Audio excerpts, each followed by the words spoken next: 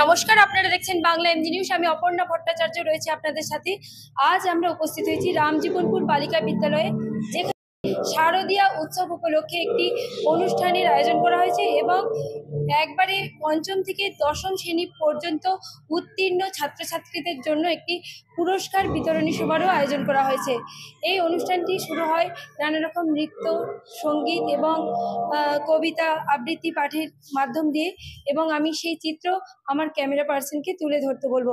ক্যামেরায় গৌরাঙ্গ বটব্যালের সাথে Aparna Bhattacharya, report Bangla MG news.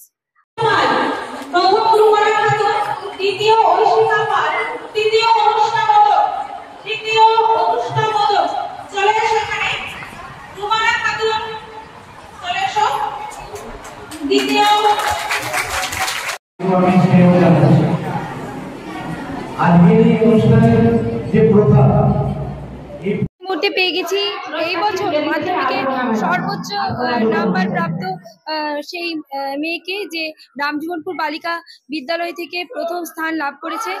আমরা তার সাথে কথা বলে নেব, সেই ছাত্রীর সাথে কথা বলে নেব। তোমার নাম? এই বছর মাধ্যমিকে তুমি সর্বোচ্চ স্থান অধিকার করেছো, কিরকম লাগছে? কিরকম লাগছে? ভালো লাগছে, অনেক দিনের পরিশ্রম, খুবই ভালো লাগছে। কটা সাবজেক্টে সর্বোচ্চ মার্কস? কোন কোন সাবজেক্টে?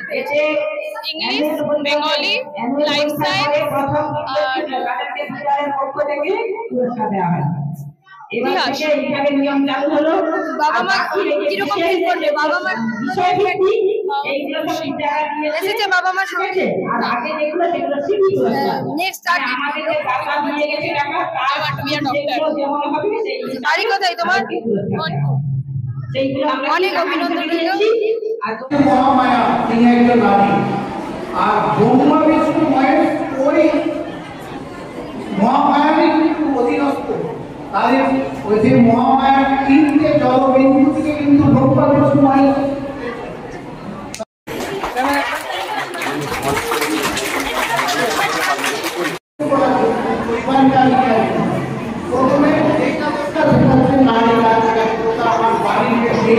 আমার বাড়িতে প্রিয়া, আমার বাড়িতে তিনি আসবেন।